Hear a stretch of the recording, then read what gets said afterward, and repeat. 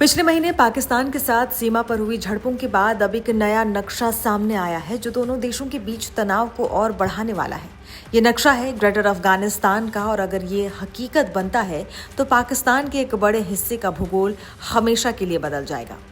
इस नक्शे को अल मदरसा अल असरिया के छात्रों ने तालिबान के उप मंत्री मोहम्मद नबी उमारी को भेंट किया है, और ये कोई साधारण गिफ्ट नहीं है बल्कि एक ऐसे दावे का प्रतीक है जो दशकों से अफगानों के दिलों में है। इस नक्शे में पाकिस्तान के कई महत्वपूर्ण प्रांतों को अफगानिस्तान का हिस्सा दिखाया गया है, जिसमें खैबर पख्तूनख्वा, गिलगित बाल्टिस्तान और बलूचिस्तान शामिल है। ध्यान देने वाली बात यह है कि गिलगित बाल्टिस्तान पाकिस्तान अधिकृत कश्मीर का हिस्सा है, जिस पर पाकिस्तान ने अवैध रूप से कब्जा कर रखा है। इस नक्शे का सार्वजनिक होना महज एक भौगोलिक दावा नहीं बल्कि एक ऐसे तरह के संघर्ष का संकेत है।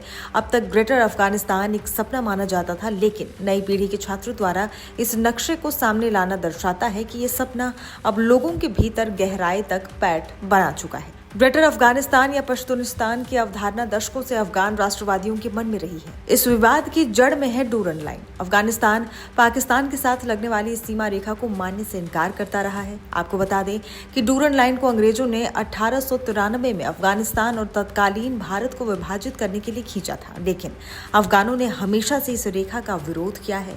अफगान राष्ट्रवादी उन पश्तून बहुल क्षेत्रों पर अपना दावा करते हैं जो वर्तमान में पाकिस्तान का हिस्सा है, और इसी मुद्दे को लेकर अक्सर पाकिस्तान और अफगानिस्तान के बीच संघर्ष होता रहा है। पिछले महीने पाकिस्तान और तालिबान के बीच हुई झड़पों में भी डूरन लाइन विवाद ही शामिल था। कतर और तुर्की ने फिलहाल पाकिस्तान और तालिबान के बीच संघर्ष विराम करवा रखा है, लेकिन इस पर कभी भी टूटने का खतरा मंडरा रहा है। पाकिस्तान ने दावा किया है कि तालिबान सरकार द्वारा कुछ आश्वासन दिए जाने के बाद सीमा पर युद्ध विराम लागू रहेगा। वहीं तुर्की के विदेश मंत्रालय ने भी कहा है कि सभी पक्ष एक निगरानी और सत्यापन तंत्र स्थापित करने पर सहमत हुए हैं, जो शांति बनाए रखना सुनिश्चित करेगा और उल्लंघन करने वाले पक्ष पर जुर्माना लगाएगा। मंत्रालय ने आगे बताया है कि दोनों पक्ष 6 नवंबर को इस्तांबुल में एक उच्च स्तरीय बैठक में फिर से मिलेंगे ताकि युद्ध विराम को कैसे लागू किया जाए इस पर अंतिम रूप दिया जा सके। हालांकि खुफिया सूत्रों और तालिबान के बयानों से कुछ और ही तस्वीर सामने आ रही है। रिपोर्ट के मुताबिक तालिबान सूत्रों का कहना है कि तालिबान पिछली अफगान सरकारों की तरह डूरन रेखा को एक काल्पनिक रेखा मानता है और इसे वास्तविक सीमा नहीं। तालिबान इसे मान्यता नहीं देता।